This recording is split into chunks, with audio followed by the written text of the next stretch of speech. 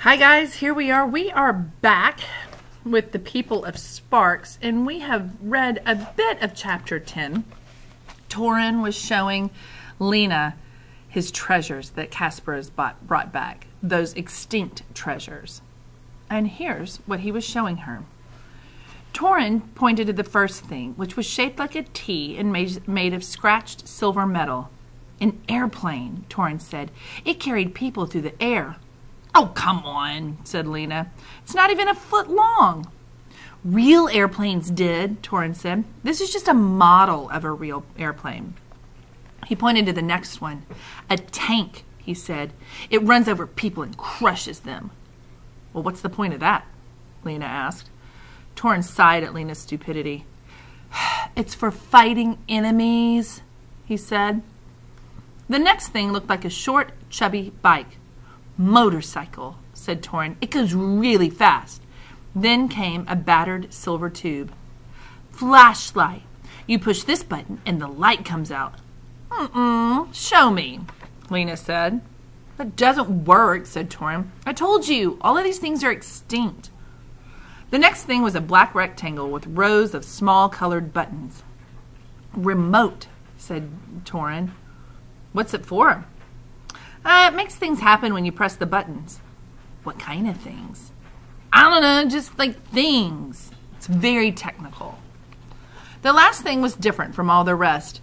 It seemed to be an animal made out of some stiff grayish material. It stood about 10 inches high on 4 thick feet. Elephant, said Turin. Tall as a house. Tall as a house?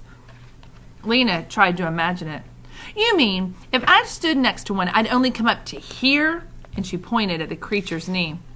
Turin swatted her hand away. It was the biggest animal on earth, he said. If it wrapped its nose around you, you would die. Well, I'd love to see one, Lena said. You can't. There aren't any more. Turin spread his arms out, hiding the treasures from view. You have to go away now, he said.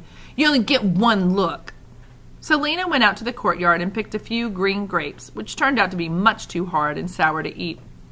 Through the window, she could see Turin moving the tank and the motorcycle toward each other, and she could hear him making the growling and crashing noises. What must the ancient world have been like, she wondered, with all of these strange things moving around in it? Was it wonderful, or was it terrible? One afternoon, when Lena was in the village picking up some salt from the doctor, she saw a long line of people at the clothing shop. A few Emberites were among them. Lizzy was in the line, wearing the black scarf around her neck that she'd worn ever since she arrived, to show that she was in mourning for Looper, her boyfriend back in Ember. Why are there so many people here? Lena asked. They have eyeglasses, Lizzy said. A roamer brought in a special load of them yesterday. Glasses? She don't wear glasses.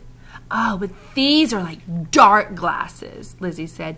They call them sunglasses. They make it so the light doesn't hurt your eyes so much. Most of the people in Sparks already had sunglasses. A couple of the work leaders, understanding how much the light bothered the Emberites' eyes, traded some extra wooden crates for a couple of boxes of the glasses and gave them out for free. Lena tried some on, but didn't like them because they made all the green look brownish. She also thought that they made people look sneaky, as if they had evil secret plans. Lena liked going to the market plaza. It was always alive with people and animals, and the markets had things she had never seen before. Sandals made of old truck tires, hats and baskets woven of straw. It was noisy, bustling. It was an interesting place. It was also very messy. The animals made the mess. Goats and oxen pulling carts from the field left their big smelly plops all over.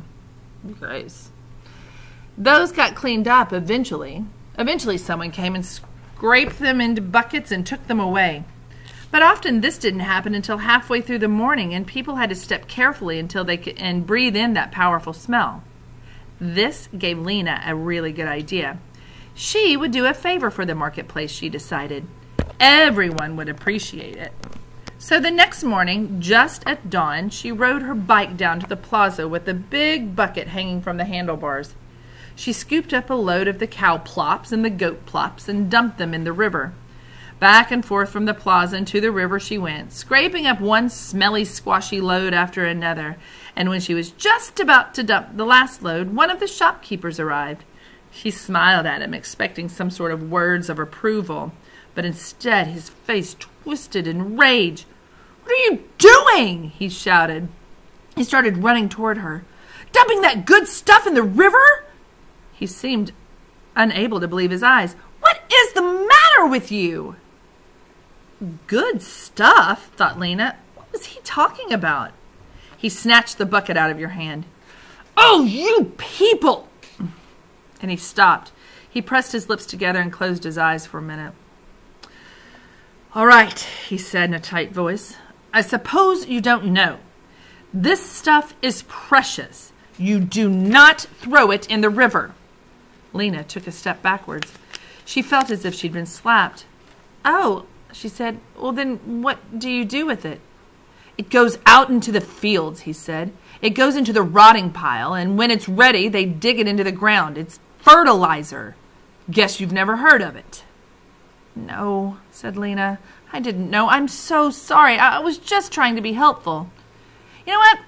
The most helpful thing you people could do would be to..." "Never mind.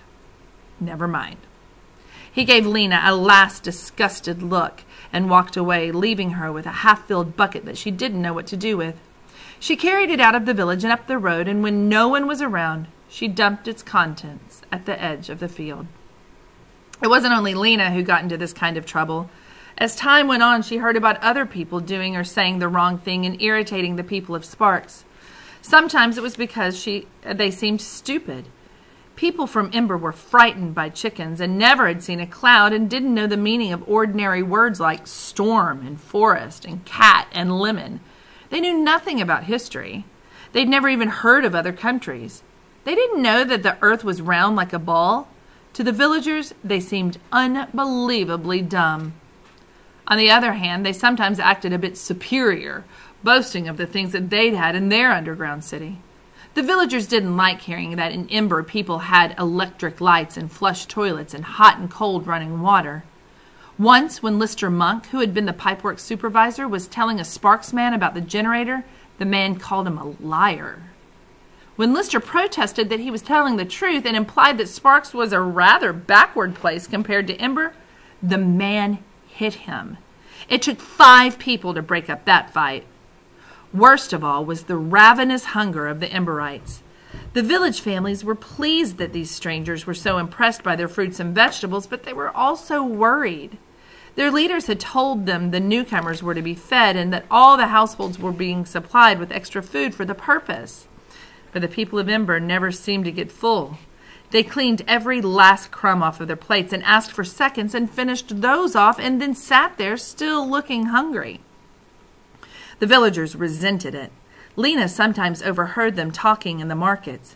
"Well, it's just too much to ask," she heard a woman grumbling. "And these cave people are going to be here nearly 5 more months. Am I going to have to give them some of my strawberry crop? Well, I don't see why I should." And another woman was even more direct.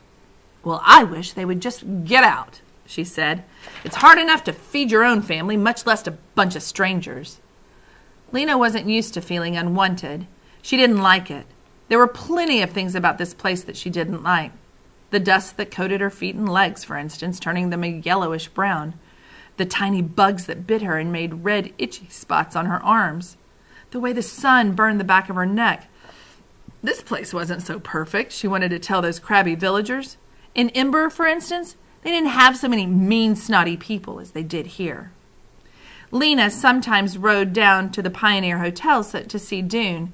He always seemed glad to see her, but it wasn't the same as it had been back in Ember, when they were involved in that desperate search for a way out of their doomed city. Dune showed her around the Pioneer, and he told her about the work he did and the people that he ate his lunch with. But he seemed distracted or troubled, as if he were trying to solve a problem that he wasn't telling her about. Lena would ride back to the doctor's house after these visits with the thoughts struggling against each other in her mind. She missed the old Dune, her clever, adventurous partner. And she herself felt different here, too. She didn't know what to do or how to be. Some people were trying to be kind, but there was so much unkindness mixed in with the kindness. To the people of Sparks, the people of Ember were just a nuisance. How could they stay in a place where they weren't wanted? This world was huge. There must be another place in it for the people of Ember. Do you think that city exists? Does that place exist? Let's keep reading and find out. Until then, guys, happy reading!